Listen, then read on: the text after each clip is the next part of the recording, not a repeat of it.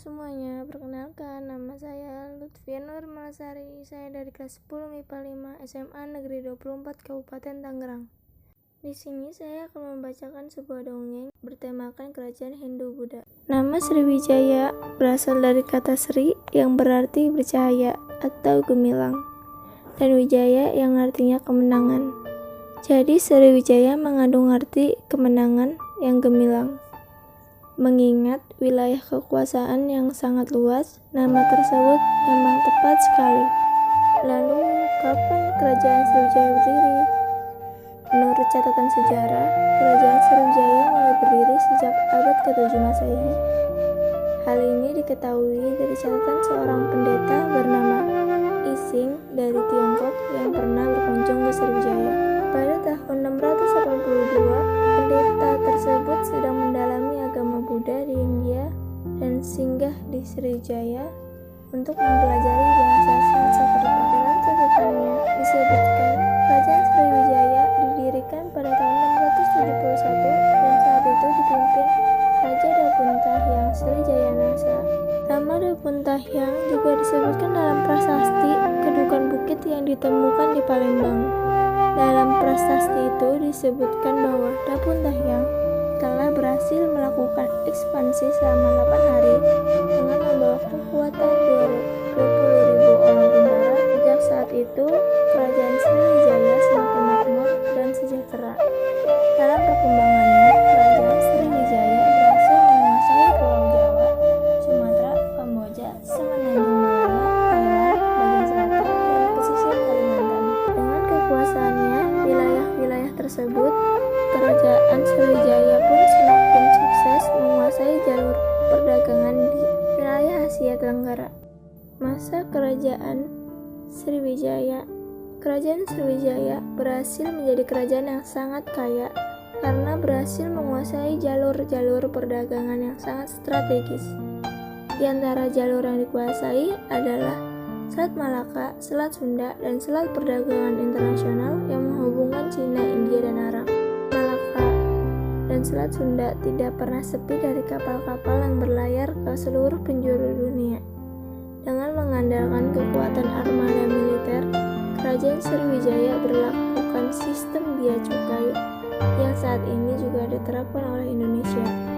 Armada militer sangat berperan dalam perekonomian Sriwijaya karena berhasil memberikan jaminan keamanan kepada para saudagar dari Arab dan Cina. Tanpa jaminan tersebut, mereka pasti akan memilih jalur lain yang lebih aman. Lebih tepatnya lagi, para penguasa kerajaan Sriwijaya juga menyadari bahwa kekayaan sebuah negara bukan hanya berupa harta. Oleh karena itu, mereka pun giat mengembangkan kebesaran agama Buddha dengan berbagai cara.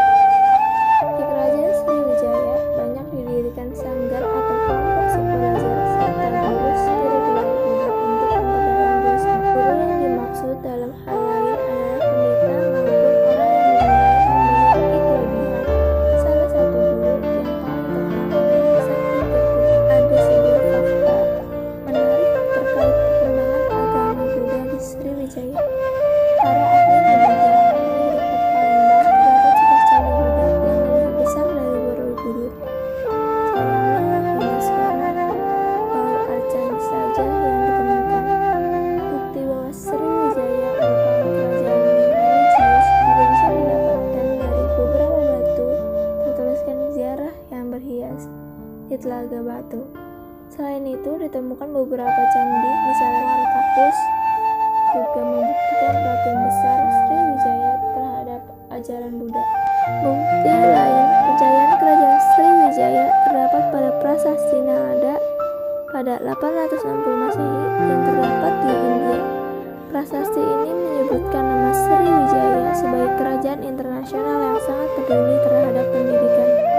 Ketika Raja Balaputradewa berkuasa, masa keemasan kerajaan Sriwijaya semakin nyata.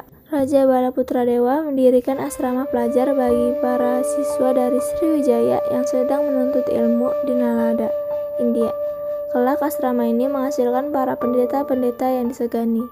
Di masa pemerintahan Raja Balaputradewa, inilah agama Buddha mencapai puncak kejayaannya.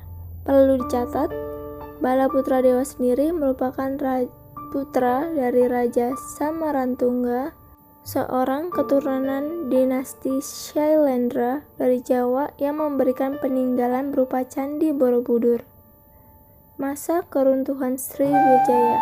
Masa keruntuhan Kerajaan Sriwijaya. Kemunduran dan keruntuhan Kerajaan Sriwijaya. Berdasarkan catatan sejarah, Kerajaan Sriwijaya mulai melemah dan mengalami kemunduran sejak 1178 hingga 1225. Lemahnya kekuatan militer menyebabkan beberapa daerah melepaskan diri. Setelah sekitar 8 abad berdiri, pada abad ke-13, Kerajaan Sriwijaya pun akhirnya runtuh. Ada beberapa faktor yang menyebabkan kemunduran kerajaan besar ini, diantaranya serangan Kerajaan Chola pada tahun 1017 dan 1025. Kerajaan Chola India melakukan serangan ke Sriwijaya yang menyebabkan armada perang Kerajaan Sriwijaya luluh lantak. Ketika itu, Kerajaan Chola dipimpin Rajendra Chola I, keturunan dinasti Cholda di Coromandel, India bagian selatan. Kehancuran kekuatan militer Sriwijaya rupanya juga berdampak pada kekuatan ekonominya. Jalur perdagangan dan perekonomian yang semula dikuasai Sriwijaya jatuh ke tangan Rajendra Chola. Meskipun kerajaan Sriwijaya masih berdiri, munculnya kekuatan baru. Setelah kekuatan kerajaan Sriwijaya melemah, muncullah dua kekuatan baru, yaitu Dharmasraya dan Pagaruyung. Keduanya melepaskan diri dari kekuasaan Sriwijaya dan bahkan berhasil menguasai wilayah Sriwijaya di Semenanjung Melayu, Sumatera, dan Jawa Barat. Berkurangnya kekayaan kerajaan. Jatuhnya jalur perdagangan strategis ke tangan Cina dan India otomatis berdampak pada kekuatan ekonomi kerajaan. Pemasukan berkurang drastis karena kerajaan Sriwijaya tak bisa lagi memungut bea cukai dari para pedagang. Ekspedisi Pak Melayu. Ekspedisi ini dilakukan atas inisiatif Raja Kartanegara. Pada mulanya, ekspedisi ini bersifat damai dalam rangka menggalang kekuatan kerajaan-kerajaan di Jawa dan Sumatera untuk menghadapi ancaman kewilayahan dari Mongol. Karena beberapa sebab, ekspedisi Pamalayu kemudian berubah menjadi pertumpahan darah. Peperangan antara Singasari dan kerajaan-kerajaan di Sumatera terjadi selama tahun 1275 hingga 1286 dan menjadi salah satu faktor penyebab runtuhnya kerajaan Sriwijaya. Peta kerajaan Sriwijaya. Hingga saat ini, sebagian orang meyakini bahwa kerajaan Sriwijaya mendirikan tepat di kota Palembang, Sumatera Selatan. Para ahli sejarah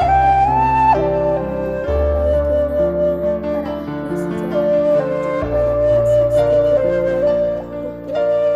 Berdasarkan tarikan tertulis di dalamnya, prasasti ini dibuat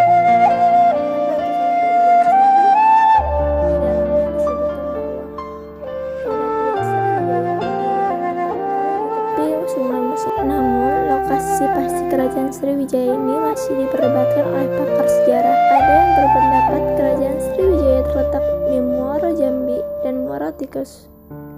Pendapat ini didasarkan pada hasil observasi dan bukti-bukti yang didapatkan melalui foto udara. Letak ibu kota kerajaan Sriwijaya pun belum diketahui secara pasti. Sebagian ahli berkeyakinan bahwa Muaro Tikus, yang merupakan daerah pertemuan Sungai Kampar Kanan dan Sungai Kampar Kiri Riau, merupakan ibu kota Sriwijaya. Namun, ahli lainnya memiliki pendapat berbeda. Mereka menyebutkan ibu kota Sriwijaya terletak di Sungai Musi yang terletak di antara Bukit Sabokengkin dan Siguntang. Di dekat situs Karanganyar, Taman Purbakala Kerajaan Sriwijaya. 5 raja yang pernah memimpin Sriwijaya, yaitu 1. Raja Dapuntahyang. Nama disebutkan dalam prasasti Kedukan Bukit dan Talang Tuwo. Raja inilah yang sangat berperan menjadikan kerajaan Sriwijaya sebagai kerajaan maritim yang disegani. Pada pemerintahannya, kerajaan Sriwijaya berhasil memperluas wilayah kekuasaannya hingga Jambi.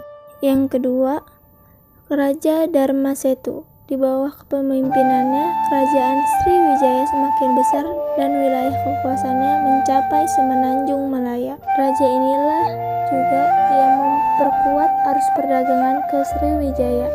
Setiap kapal yang berlayar dari Cina maupun India selalu singgah di Sriwijaya. Yang ketiga, Raja Balaputradewa. Pada masa pemerintahannya, Raja Balaputradewa inilah kerajaan Sriwijaya mencapai puncak kejayaannya. Abad ke-9 menjadi masa keemasan kerajaan Sriwijaya karena berhasil menjadi sebuah kerajaan besar dan pusat agama Buddha di Asia Tenggara. Yang keempat yaitu Raja Sri Sudaniwarmadewa. Ketika Raja Sri Sudaniwarmadewa berkuasa, kerajaan Sriwijaya mendapat serangan yang dilakukan oleh Raja Dharmawangsa dari Jawa bagian timur pada tahun 990 Masehi. Namun serangan itu berhasil digagalkan. Yang kelima, Raja Sanggrama Wijayatungga Warman. Di bawah pemimpinannya terjadi serangan dari kerajaan Chola India dan berhasil merebut sebagian wilayah kerajaan Sriwijaya. Bahkan Raja Sanggra Wijayatungga Warman menjadi tawanan, meskipun di kemudian hari akhirnya dilepaskan kembali. Sumber-sumber sejarah kerajaan Sriwijaya yaitu: untuk mengetahui sejarah kerajaan Sriwijaya secara utuh, para ahli pun mengumpulkan berbagai sumber yang bisa memberikan keterangan terkait kerajaan ini. Sumber-sumber tersebut ternyata tidak hanya berasal dari dalam negeri, tetapi juga dari luar negeri. Sumber sejarah dari luar negeri: kerajaan Sriwijaya memiliki wilayah kekuasaan dan hubungan perdagangan yang sangat luas hingga ke India, Cina, dan Arab. Tak heran, jejak sejarah kerajaan ini pun bisa ditelusuri dari beberapa catatan sejarah yang terdapat di luar negeri, yaitu sebagai berikut: berita dari Cina, Arab, dan India. Sumber sejarah dari dalam negeri yang bisa digunakan untuk mengetahui perjalanan sejarah kerajaan Sriwijaya berasal dari peninggalan-peninggalan kerajaan tersebut. Terdapat beberapa prestasi berbahasa Melayu kuno yang bisa dijadikan sumber sejarah sangat penting, yaitu ada prasasti Kedukan Bukit pada tahun 683 Masehi, yang kedua prasasti Talang Kubur pada tahun 684 Masehi, yang ketiga prasasti Kota Kapur pada tahun 680 Masehi.